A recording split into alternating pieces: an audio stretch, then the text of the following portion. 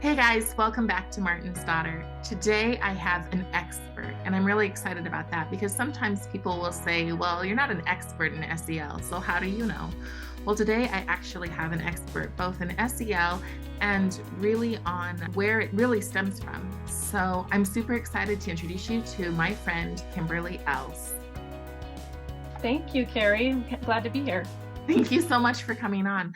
I just want to dig into the questions that people really have. So let's just start with, how did you become an expert? Well, I don't know that I would call myself an expert, but I'm learning along with the rest of us about education today and the massive changes that are taking place. And my experience started kind of at the global level at the United Nations and then has kind of trickled down from there. So I've kind of gone backwards of maybe what I should have done, but that's how it turned out. And it's actually, I've learned a lot from seeing things at a global level, and now I'm seeing more and more how those things trickle down to our local, my school district today.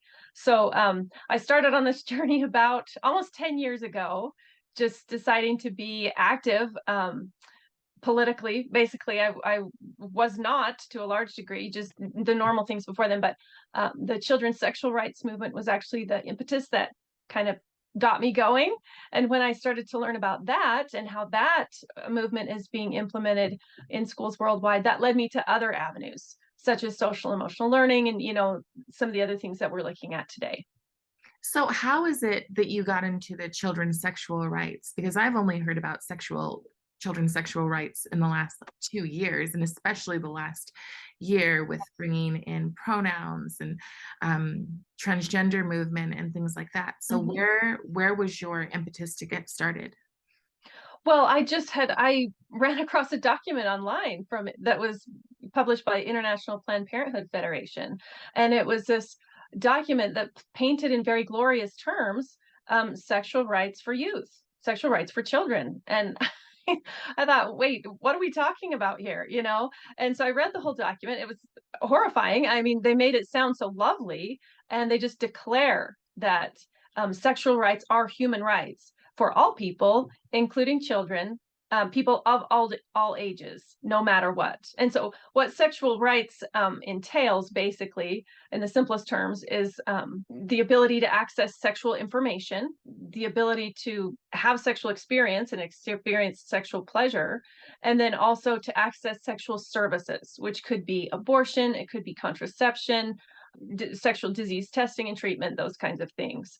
And so most parents would not agree that those things are human rights, especially for children. And parents also wouldn't agree that it's appropriate for people outside of the family to be teaching those things to their children. And that's certainly how I felt, when I read about this. So I just decided, okay, what is this? I'm going to find out about this and I'm going to fight it.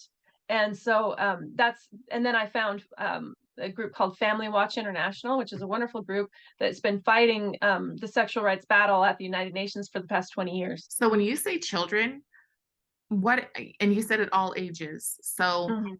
obviously they're not talking 5-year-olds, right? We would hope that, wouldn't we, Carrie? But in my book, The Invincible Family, the quotes from Planned Parenthood's materials are just so egregious. This is from the document that I first came across. Here's a couple of quotes. Young people are sexual beings. They have sexual needs, desires, fantasies, and dreams. It's important for all young people around the world to be able to explore, experience, and express their sexualities in healthy, positive, pleasurable, and safe ways. This can only happen when young people's sexual rights are guaranteed. And then it says sexuality and sexual pleasure are important parts of being human for everyone, no matter what age, no matter if you're married or not, and no matter if you want to have children or not. And then this one, there's a common misconception that young people are not or should not be sexual beings, with the exception of certain groups, such as married young people or young people above a certain age. Sexuality is the central aspect of being human during all phases of each person's life. Governments and leaders have a duty to respect, protect, and fulfill all sexual rights for everyone. So I didn't hear any limitations on age In fact, they clearly say all ages. In fact, they clearly say that it's a misconception that young people only above a certain age should be exercising their sexual rights. So maybe you didn't bring me on today to talk about the children's sexual rights movement as much, but I feel like it's just absolutely crucial because it's tied into all these other movements. And so, the main avenue that children's sexual rights movement is moving forward is through comprehensive sexuality education. And again, entities at the United Nations just declare that that's a human right for children, is to receive comprehensive sexuality education. And they say that they can claim that under the SDG number 4 for inclusive education. So there's the right to education for all children, including sexual education. And so some sexual education might be appropriate. And parents differ on what they think is appropriate or not, but some might be appropriate at school. But who draws those lines? And if you're following what Planned Parenthood would like to see, and they have a huge seat at the world table, especially at the United Nations, as I've seen with my own eyes, their views are very different than almost all parents' views. I'm having a hard time understanding the global objective of this because Western civilization has it's turning very liberal, but there are many countries in the world that are not. Mm-hmm. There are many countries in the world where if you commit adultery, they will still kill you.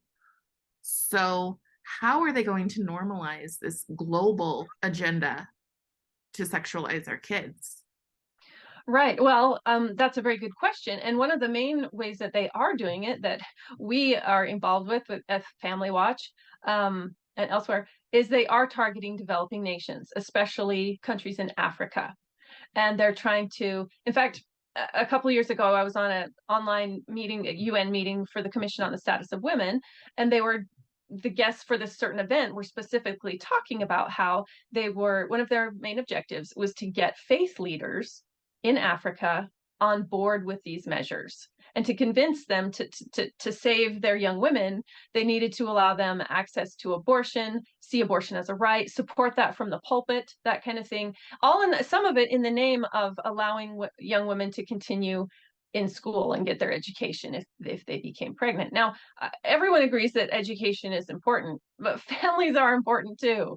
And a young woman's health or a woman's health is important too.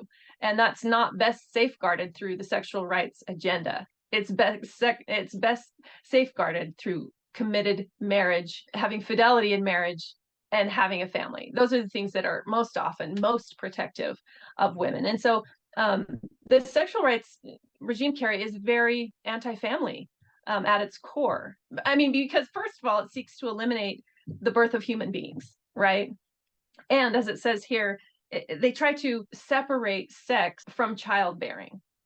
And so in the minds of young people who might hear that, then think, oh, I can just have sex with whoever, and that's my right. And they're not connecting it to, oh, sex actually makes babies, and I need to be aware of that.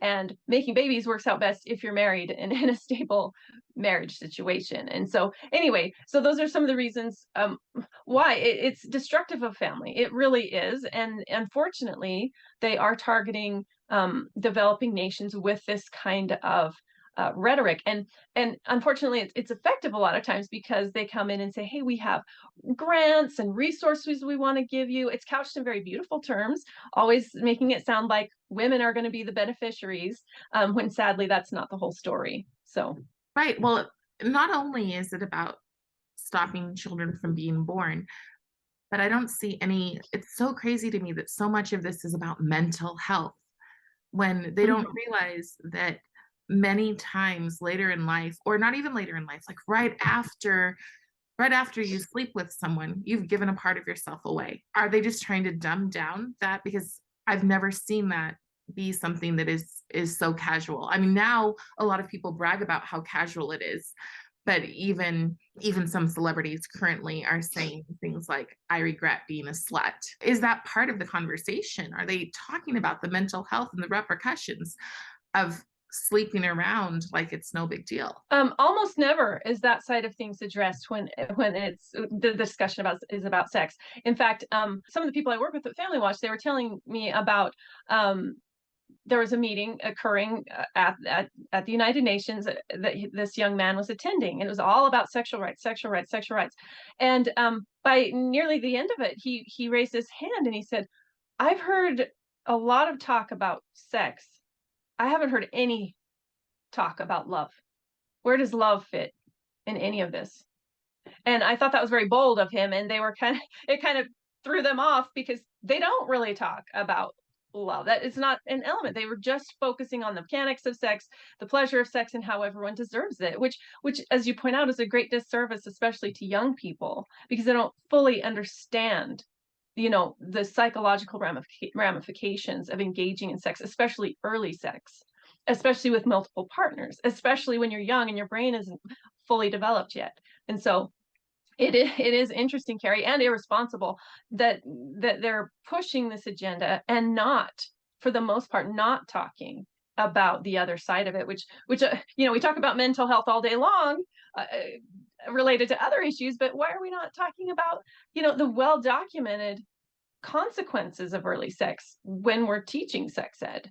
And one other thing I wanted to mention too that's relevant, in, I believe it was the same meeting at the Commission on the Status of Women, one of the presenters said that their goal, their focus was the 12-year-old girl.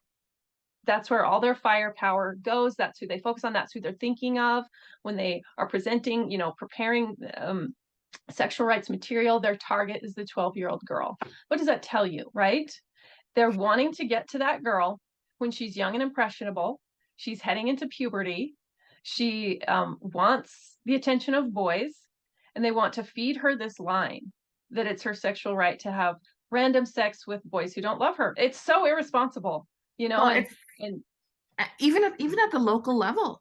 So you're seeing, or at least I'm seeing, and we live in the same area, and Mhm. I'm seeing like a lot of girls wearing bras as shirts to school, Right. and they're spending however much, whether or not they're buying them at Walmart or whatever else, they're buying their eyelashes, and all they care about is how they look. And that seems like that's very much devaluing of our children. So there is this idea that we're constantly building grit, building self-reliance, building these emotionally strong, powerful, and independent people, when what we're actually doing seems to be the opposite. It's eroding their truest sense of self, and where their greatest power comes from is knowing who they are and living in according with the values they believe, deciding where your morals lie and making choices that are going to lead you to the path you most want in life. That path might be different for everybody, but the fact remains that sex is an important part of that. Sexuality is an important piece of that puzzle. Right. So how about, because this is where I remember listening to you give a presentation, I think last fall. One of the biggest concerns that I have about everything that's coming is that they are taking away our rights as parents to raise our children morally. Do you have any insight on that? I remember your conversation, and I think you said something about how the United Nations finds religion problematic. Sure. The fact is, though, that you said that they're taking away our rights or ability to raise our children morally. They can't do that. That is definitely what they're trying to do. But I am a firm advocate and believer that they can't do that. That's not that our children won't sometimes be influenced by some of these programs and suffer because of it. And, our children all of us have children who make choices that they regret, at some point. But we as parents are in the prime position of influence. And we need to actively be working on building our relationships with our children so that we stay that way. And that takes work. And you have to be attentive and you have to be patient. I mean, every parent knows this, and it's much easier to just let the child surf online or whatever. But from the earliest days, we have to establish deep levels of trust, deep levels of intimacy, and that we have to continue to cultivate that in new ways as our children get older. So my firm message at its core, well, we talk about all these concerning things, and in a minute, we're going to talk about SEL and some of these other things. My core message, though, is that parents are the most powerful influence, and they can stay that way, and that we have to rise up and see that. We don't have to sit back and say, oh no, all these terrible things are happening to our kids. We're in charge. We can make a difference for our kids, with our kids, in the way that we think is best. So we remain powerful. There are all these forces around us, but I see it as each of our homes can be this kind of safe haven, in the storms, and we need to build it so that it is that way. It's becoming harder and harder, admittedly, but we got to keep building. Well, and I asked some people, I said I was going to interview you today, and I asked some people, and they were asking, how do we find the time? Because I do think it is our biggest priority. Our biggest priority has to be Mm-hmm.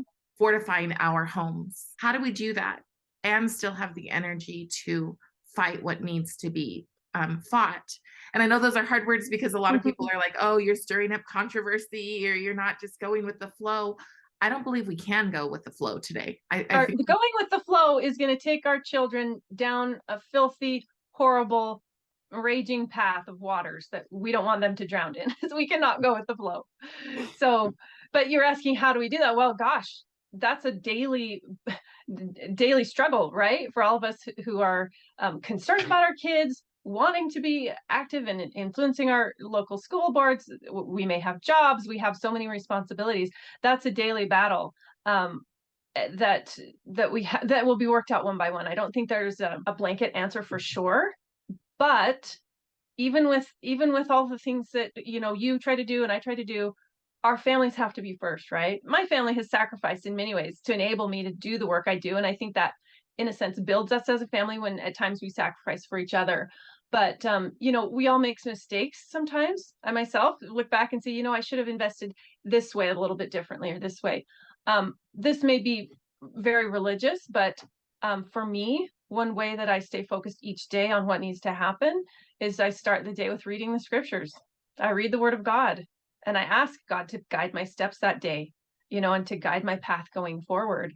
And that, to me, I think above all else, has put my feet in the right paths in the right times. you have a wide range of kids from a little guy all the way up to someone in college, correct? Yes. Have there been struggles with especially the college age where they start to believe and follow some of these things, or are they just solid because you're so solid? So yes, you mentioned I do have 4 older daughters, all college age, and then I have a little son 12 years later who's 6. So we have that interesting dynamic in our family, and we have to be conscious, like the things we talk about with our older daughters, we don't necessarily talk about with our son, but we need to be talking with our son about things that are relevant for him. So we have to be intentional about the conversations that we frame. The other day, a woman came up to me and she said, because the name of my book is The Invincible Family, and she's read it, or at least parts of it. And she said, but are our families really invincible? Because she was experiencing some struggles and sadness and difficulty in her family.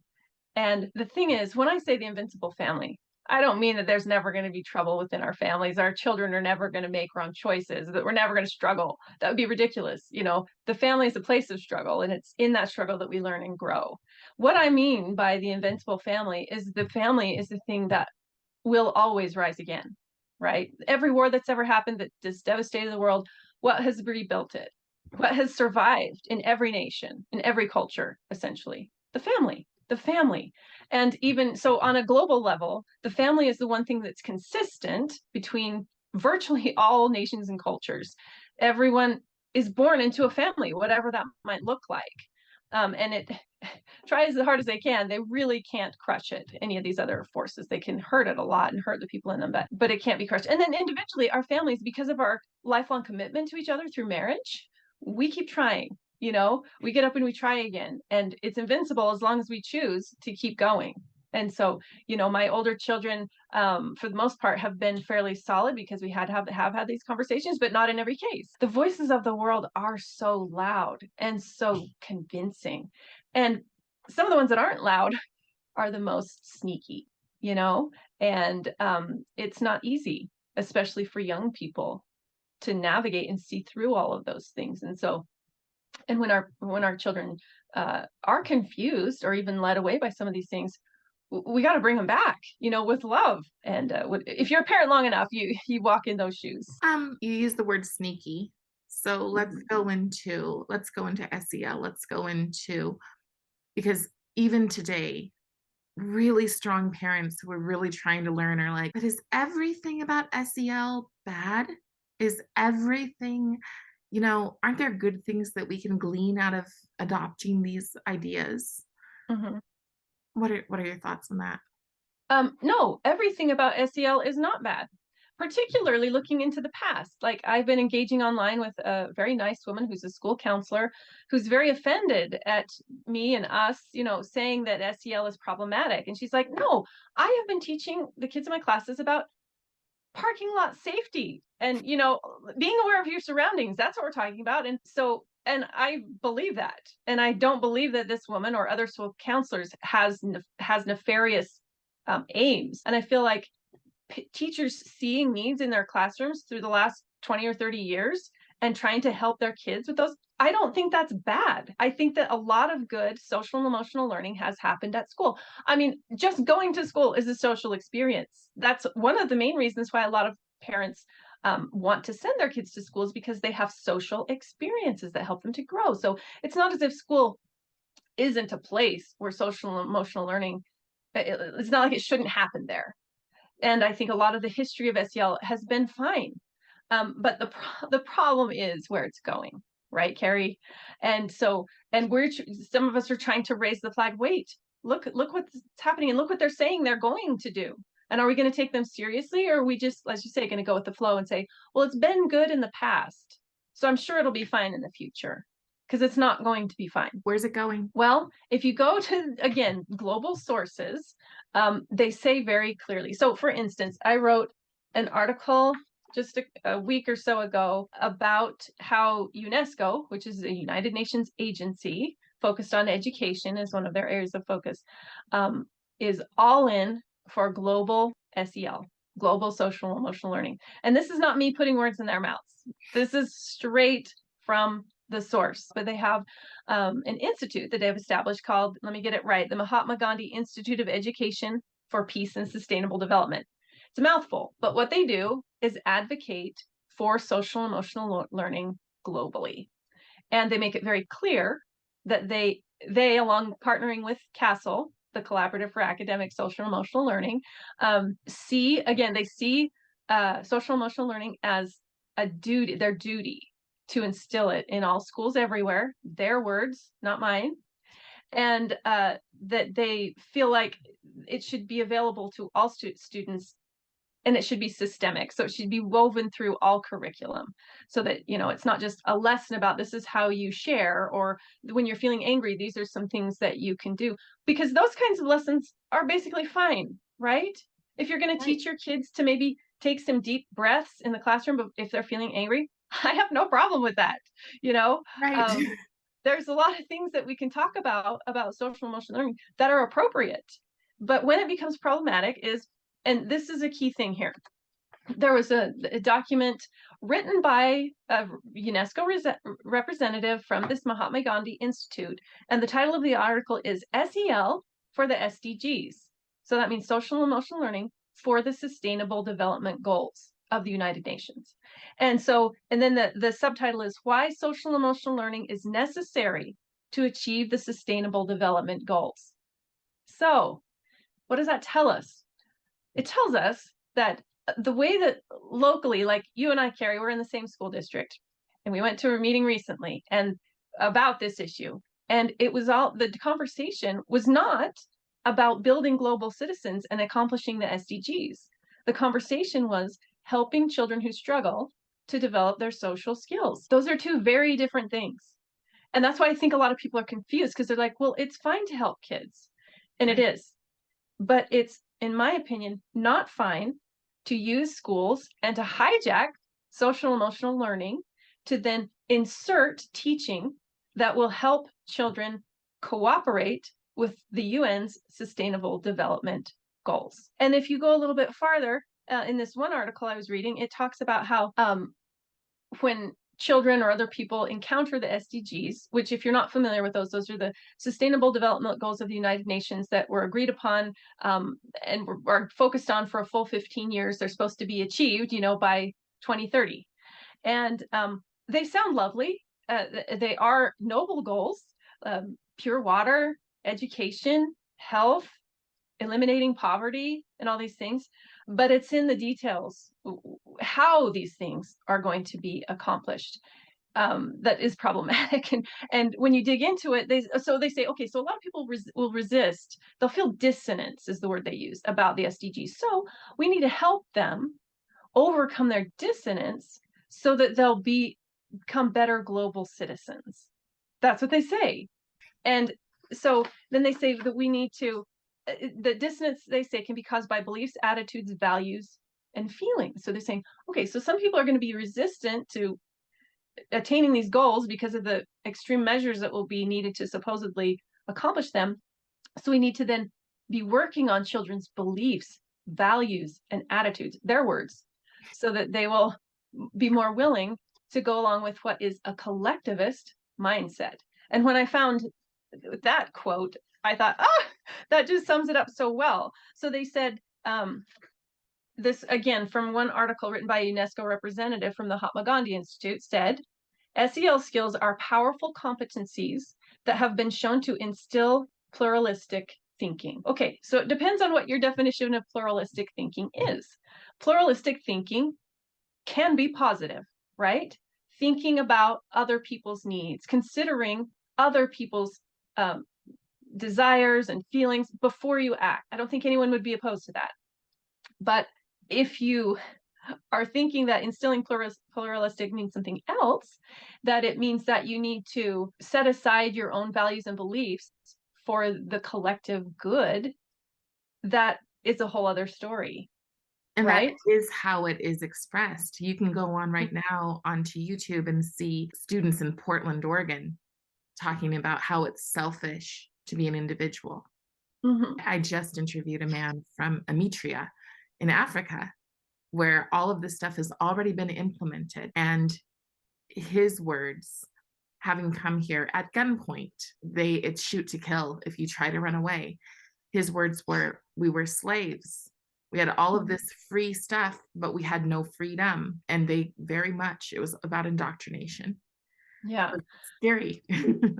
Yeah, it is. And it's very socialistic in nature, but it's basically in nicer terms saying we want to bring the rising generation on board with a socialistic mindset and thinking of rights as things that the government fulfills for you rather than rights that God gives you, that you already have, that no one has to give to you. Obviously, people's rights can be infringed upon by government, but they exist. That's kind of the point of calling them human rights. And so that's one of the problems. Another thing is they say openly in a different article, they say UNESCO recognizes the need to move beyond only academic purposes of education and instead to focus on the social, emotional, not only skills, but global citizen skills of children. And that's kind of like the word sneaky. That's where the change has taken place. Is it first was presented as social and emotional skills, and now the language is more along the lines of global skills, being the skills of a global citizen rather than a nice member of your class at school. And some people might think that's fine, that's what I want. But is that the place of the school to decide that? And should our schools be used as centers to push a socialistic, pluralistic, collectivist mindset? Is that what most parents want? And some parents, the answer is yes. They're on board with that agenda. For many parents, the answer is no. And so that's why we're concerned. So religion is a threat to this. Mm-hmm. So why then? I mean, we're here in Utah.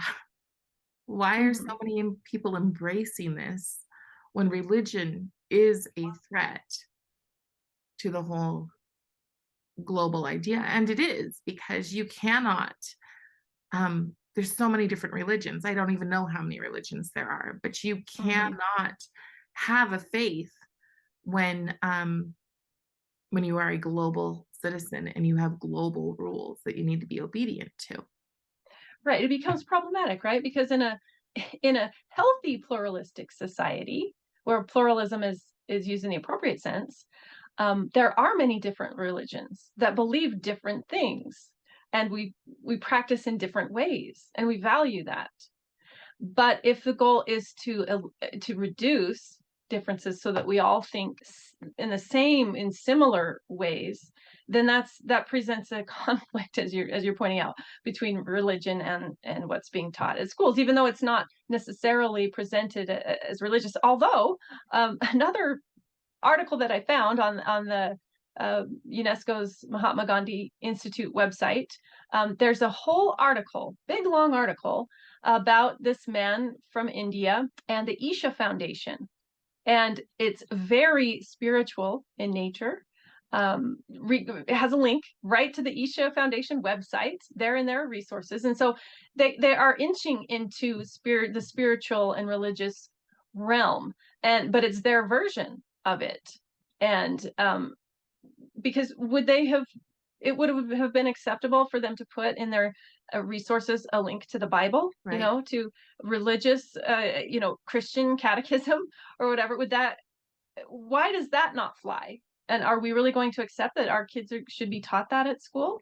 Again, I'm not opposed to our children being exposed to different religions or different ideas, but to have it presented as one of the resources for them, that's a little bit problematic. I think a lot of people would find that problematic. Last year, even in elementary school, we're seeing, like you said, a few deep breaths. And I have no problem with a few deep breaths, but I do have a problem when it's linked to a religion, when it's linked to, Buddhism or whatever else, because that's not my faith. And I know that if I went in and said, this is my faith and we're all going to practice this, but we're normalizing some things. And I think it's interesting that it's Buddhism, because there is a humanistic religion to that versus Mhm. the higher power that's different than being kind of self-centered. Mhm. Why is it happening? Why do they want so much influence over our individual families? That's the key question, right? And it's a big one. I think, and I'll be honest here, I think some people, even kind of high up in the movement, are actually sincere in their quest for global peace. Like, I think they really do think if we all just get on board with the SDGs and all pool our resources and think generously and stop using fossil fuels to save the planet, like they really think that is going to eliminate poverty and suffering and achieve global peace. It's not going to. I, Um, I, I'm gonna because push back. I'm sorry, I have to push okay, back on this because I'm sitting there going, meanwhile, the same people who are pushing these are driving in private jets, have enormous mansions, right. their families are set for life. We're never going to be equitable. They do not want to come down and be at normal people level. Right. So agreed. I'm not claiming that everyone has noble views. I'm just trying to acknowledge that some of the people involved, not everyone is a villain, and we tend to take villainous sides like, oh, you believe in SEL, you must be a villain. Oh, you don't? You must be a horrible person who doesn't think kids should learn empathy. And that's kind of the two camps. And Yeah. that isn't true. And so I think some people have noble views. I think the deepest drivers of these movements have very pernicious aims. It really is gaining global control, eliminating, for the most part, people's personal individual rights in the name of collectivism. And to do that, you have to break down the family. Which so many of this children's sexual rights movement breaks from the very beginning. It separates sex from childbearing, from forming marriages right from the get-go. And then, the whole transgenderism movement erodes families in so many ways and pits parents against children and presents parents as an obstacle to their kids' well-being. And it makes parents the villain if they don't immediately go along with the transgender. So that's just another way. And then SEL tries to subtly and gently and gradually replace the parents as the source of what good values are. And then it becomes that what good values are, the definition is going to come from the school and be taught at school in the name of sameness and equality. I, as a parent, want to teach my child what I want to because I believe it. And that's my initiative, my prerogative as a parent. And so if schools are trying more and more to usurp that role rather than supporting, it used to be that we all shared somewhat more of a baseline of morality, then the schools generally supported that. But things are fracturing so much now with these different movements it's becoming really problematic, and it's pitting families against schools, and just so much friction in so many angles. But going back to what you said about, but why are they doing this? I really, from what I've seen, it's about power and money, really is. At least for the people who have bad intentions, and they want the power. They want to direct the destiny of the world rather than letting individual families do it. But we've seen time after time, Carrie, in the history of the world, that collectivist planning, central planning, does not work successfully almost ever. And so if you're trying to do that on a global level, you're going to have global failure. What works better, like if we're really trying to solve the problems of the world, like hunger, which is a real problem, and things, we need to focus on family-based solutions. That's what we teach at Family Watch International. Family-based solutions to world problems. Now, that has to include government as well, because a lot of the problems that exist are because of corrupt governments. So that is an issue that needs to be addressed. But deeper than that is the family, because if a family is autonomous and to a large degree self-sufficient. Of course, there's interdependence when we live in a society. But if each family is their own kind of self-directing entity, and we're all working to do the things that are best for our families in cooperation with the people around us, then it works itself out. And if we focus more on forming families, sustaining strong families, and families working together to solve their problems, and helping families that are in crisis, the people around them, then it's ironic because they say the sustainable development goals. Mm-hmm. Central planning and globalist domination are not sustainable. They are not. And what is sustainable is the family. And it's invincible, and it's going to keep coming back. It's going to keep returning to that kind of cradle of safety and grounding that the family affords. Maybe I'm getting a little bit too theoretical, but no, because that was my next question: is what when your families are fractured? Because let's be real, with the advances of technology, especially, mm-hmm. families are fractured. Families are mm-hmm. fractured. You've got teachers calling to say, you know what, this student's behavior is just out of control, and parents going, I can't do anything about it. So we have this problem of a lot of fractured families, a lot. What can we do? Because I really want people to have solutions. What can we do to fix and to put the pieces back together and to strengthen our families when so many people, are dealing with their fractures? What kind of fractures specifically are you thinking of right now, Carrie? So I can kind of. Sure. I'm thinking about one example. I had my niece sent me a text, and she was like, oh, TikTok was asking if we had somebody in our lives who was just as important to us as our parents, or more so, where they can come and they're always there for us. They make us laugh, they're there. And she's like, and I thought of you. And that's great. I mean, I love that. I'm honored that my niece feels that way. At the same time, I feel like there's a very subtle, who's more important than your mom and dad? Mm-hmm. Who's better for you than your mom and dad? The same thing with social, children care more about their relationship with their friends often than they do with their parents. Or there is that rebellion, the acting like, a lot of times people are like, I don't want to be the mean parent. I want to be my child's friend. Mm-hmm. Where do we start to fix these problems? I mean, there's bigger problems like single families or people, who've never met their fathers, those kind mm-hmm. of problems. But I'm talking about the ones that look perfect on the outside. I read a book a few months ago that I think every parent should read. In fact, I think everyone should read it before they become a parent. It's called Hold On to Your Kids by Gordon Neufeld.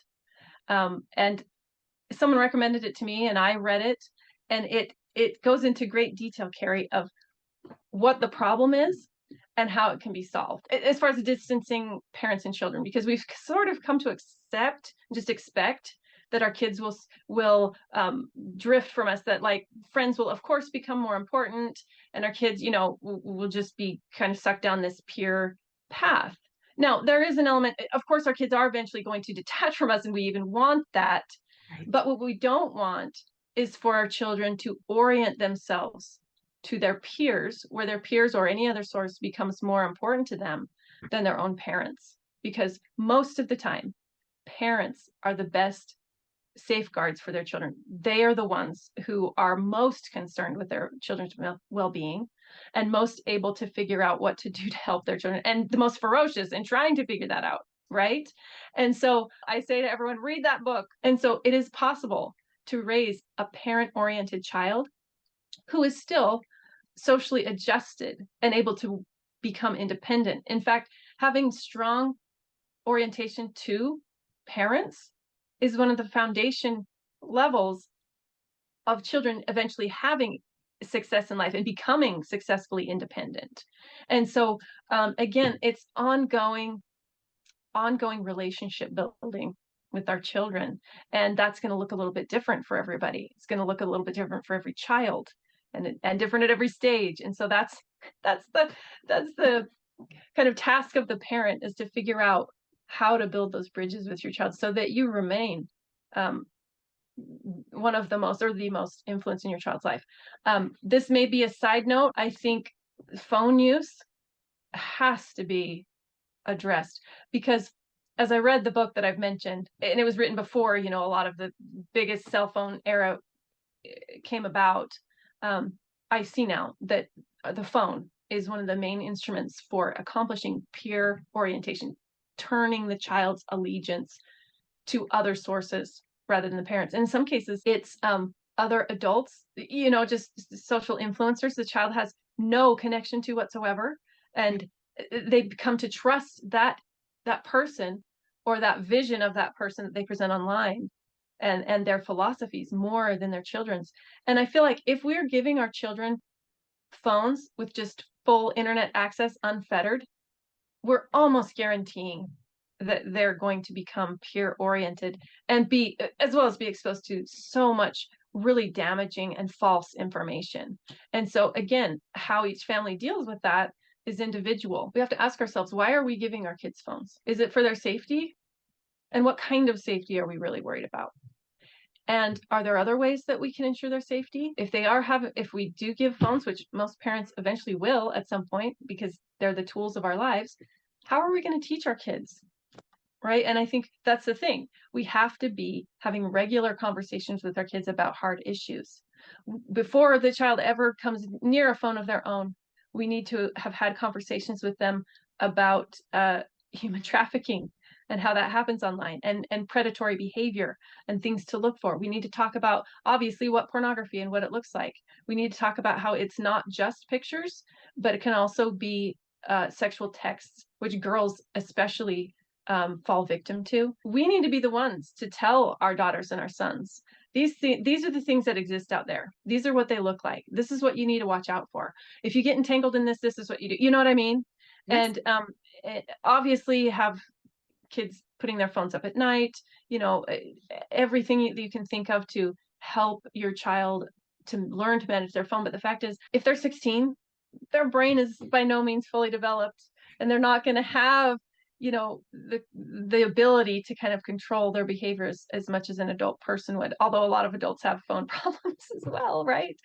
So anyway, I maybe think it a seems lot of like, times parents also look to influencers, and instead of mhm, relying on their kids or connecting with their kids, it's this. yep, I know for me, I'm constantly, what's up? What part of the hydra do I need to fight now? And yep, I'm telling myself, when my son comes home and walks in the door, the phone needs to be put down. And I need to uh-huh, focus 100% on the situation with him. How was your day? Was the best thing that happened? uh-huh, And like, what's your plan for the day? And because also they're seeing our examples. Like, if we tell them you can't have a phone, but we're constantly on ours, we're still setting that example. And right, and I find one of the most worrisome things about the whole like peer relationship, going back to the SEL, mhm, some of the programs want a peer mentor in school mhm, that tells the kids what. I think it's social engineering. That's how I see this whole, which really scary with an 8-year goal. So we have 8 mhm, years, and they are very, very active in what they're doing. So, but I appreciate the warning about the phones. It's probably the biggest because even in school, we're not taking the phones away from kids, and that's what they're doing in class. And then we Yep. wonder why the proficiency rates are so low, and there's no Hmm. respect because they're just doing whatever social media tells them to do. Right. And I hate to say it because I'm very involved, with trying to help things be better in the schools. But say that we were able to keep comprehensive sexuality education out of schools. Say that we're able to eliminate nefarious SEL. Say that we're able to get rid of critical race theory at school. If you hand your child an internet enabled device, they will find it anyway. Yeah, And so how important was that fight if we're just going to right. hand it to them? So I think that's something that we have to be just super aware of and involved in managing in our families. Yeah. Okay, my last question. How can we be strong advocates against this stuff, but also not come across as vicious, crazy? Like how can we help our schools and how can we help other parents stand up and recognize what this is? Because I know that oftentimes if you say like this is tied to the United Nations, they see the foil hat immediately. Yep. Like this, even though Uh-huh. it's like it's provable, it's right here. They don't even want to look. They just immediately Mhm. like, not in my school, not in my district, especially not here. So what do we do? Right. So, first of all, there's a few things. First of all, we ourselves have to be well informed. And I do my best to write articles, and my colleagues do their best to write articles that clearly show that these connections, these global connections that we're talking about, aren't made up. We quote from the global sources themselves who say this is what we're trying to do, and we shed light on that. So I think that's important. So if you can, read my art, not only my articles, but my articles and others who are speaking on these issues who have done the research, then you can use that as a resource to show people. However, before you even do that, again, it comes back to relationship. For instance, if I see that there's a potential problem in my school district, if I bombastically march into the school superintendent's office and say, what are you doing? Why are you trying to corrupt our kids and rip them away from their parents and teach them communist ideals? That will sound crazy because it is. They're not actually trying to do that. Almost no local leaders that I have interacted with are actually trying to do that. They actually care about the students in their district and think that they're doing the right things. And they've been told that SEL will help their students to grow their social and emotional skills. And they've been told that Castle is the world leader. And so that they want the best for their kids. So they're going to align with those standards. And so we can't attack. If we go on the attack, they'll close off. At least that's been my experience. And so we might learn to make an appointment and listen and ask questions and say, I see that we're moving down this road. We're exploring these 5 different SEL options for our schools. Can you tell me more about that? Can you tell me what you're trying to accomplish or what started our school district down this road? Maybe listen first. And they probably don't have super bad intentions. They're probably trying. They just don't understand and aren't informed. And honestly, their jobs are tied to doing this, and so they have loyalties that they kind of feel that they need to be true to. I think in most cases, if it can be a drip campaign where we build a relationship, we ask questions and listen respectfully, and then we say, I've learned some things that you might want to be aware of that I didn't know. Could I share some of those things with you? And take that kind of an approach. And then share articles, share information, bite-sized pieces, so that then, and give a link to a website that shows clearly some of the concerns that we're talking about. And then follow up and say, can I leave this with you? And then can we meet in a couple weeks and talk about this? And I know of some people in our district who have taken that approach, and they're making some ground. They're making some headway. And so, again, there might be a time for more, rallies or more vocal things. I'm not saying that doesn't have a place, but if you're trying to influence a certain person personally, you need to listen, because if you don't listen to them, why would they listen to you? We need to respect and give people the benefit of the doubt, and then help them see, even acknowledge, I see that SEL has served an important role in our schools in the past. Here's some concerns I have about SEL going forward and where that movement is going. If we're just taking a couple talking points that I've said today that sound alarming and we're just throwing those out, that's not going to help very much. We need to actually have read the material ourselves and then present it in a calm fashion most of the time. Again, we might need a rally now and again, but usually one-on-one, if we're going to be successful, you have to listen and be a little bit more grounded about what we're doing. And when you listen, I know that I've taken that approach. I definitely started with that approach. And when you listen and it's just a wall, then do you pass it off to someone else? Is that the best solution? Like, do you go, okay, well, obviously I'm not the person who can reach these people. So, well, sometimes that is the best. If a relationship was not successfully established and now they see you as the enemy, then it might be better to let someone else take the reins and try a different approach. Also, from the get-go, banding together with other parents can be helpful. Like, you might just go in by yourself, but you might say, me and 50 of my neighbors have talked about this, and we're all really concerned about this because of the direction it's going. And we saw this in our school, and we're curious about that, and we're concerned. Maybe a letter, and a wisely worded, kind letter that spells out the concerns, and then having 100 people sign it from your district, that can be effective, so that it doesn't just so they don't think they're just dealing with one crazy citizen, right. that they can see that there's people who are moms and dads who are doing their homework, who are concerned, who want to have a discussion. Another thing I'll say is, hopefully in the next week, I have an article coming out about 4 positive SEL programs that don't have ties to any of these global entities. And there are some, and we can choose them. And you know what? We can write our own. We don't need huge global entities telling us what we need to teach our kids. And so, yes, things need to be written by people who know what they're talking about. Yes, they should be up to certain standards. But guess what? We're the moms and dads. We're the local educators and administrators. We're the local teachers who care about our kids. And we can see what we need in our districts and in our schools. And we can provide that. And we don't have to plug into the global regime. We didn't even talk about data collection, but that's a huge part of this. We don't have to plug into all of the data being collected on our kids in order for them to develop decent social skills. That's just not necessary.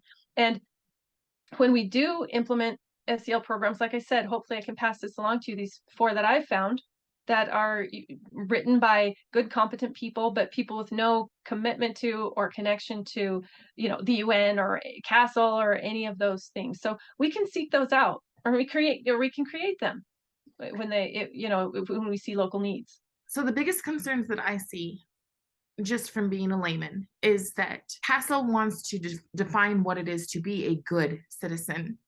Do these other things, these other programs, do they do the same thing with the definition of what is good? Because I believe that a lot of different people can be good that aren't the exact same way, that aren't following, again, the global, that compliance, that almost, in my opinion, turning our kids into robots. Because character development is, I think, what people oftentimes mistake with SEL, or what SEL maybe was intended to be from the beginning. There are some people who say that SEL started off nefariously. I don't see that. I don't see that as somebody who was a foster parent. I don't see that. That's why I try to be understanding of the idea that why people would believe in SEL. One of my problems is that the people who push it so hard, when I go to their profiles, I'm like, you know exactly what you're doing. so it's a big difference between those people, but they are easily persuading people to think that, oh, it's just good, it's just character development. So SEL as it is now, with this global agenda, how dangerous do you really feel that it is, like on a scale of 1 to 10? Well, I think it's hugely concerning. I think it's hugely concerning because the tentacles are reaching out, and a lot of the technical infrastructure and relationships are already in place. I don't think we've seen it. Like, I wouldn't claim that, oh, this is all happening in all schools right now. It's not. And that's why a lot of people are like, what are you talking about? These programs we have are fine. And they might be fine, actually. But it's the intent, like we've talked about, and not made up intent, stated intent by these global entities that they want to use schools to produce global citizens according to their definition of what a good global citizen is, which is not necessarily aligned with what the parents and families in the world, because God made parents the first authority in the world.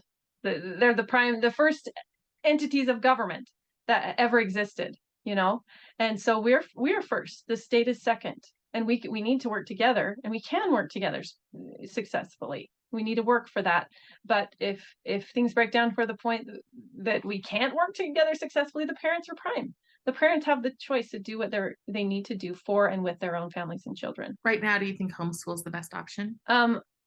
It is a very good option. I still think that some public schools are good for the time being.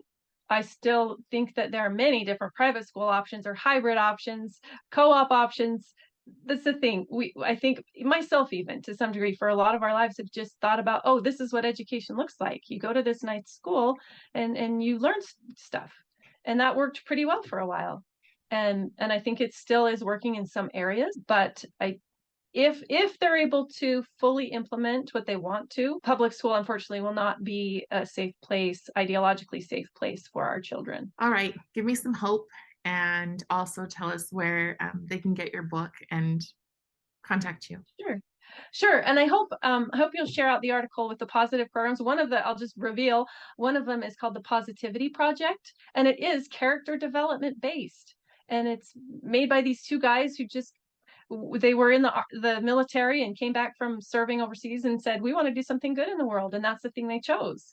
And so they've developed this program that's in hundreds of schools across the nation, and it is very positive. It's called the Positivity Project, and there's ways to link it to your family and support it in your family life, and so those are the kind of things that I can get behind. And we never give up, even if all our worst nightmares come true with our schools. It's in the end, it's not going to matter, because we've got our families and we can direct them the way that we want, as long as we can preserve in society parental rights, which are inherently exist and existed before the state ever did.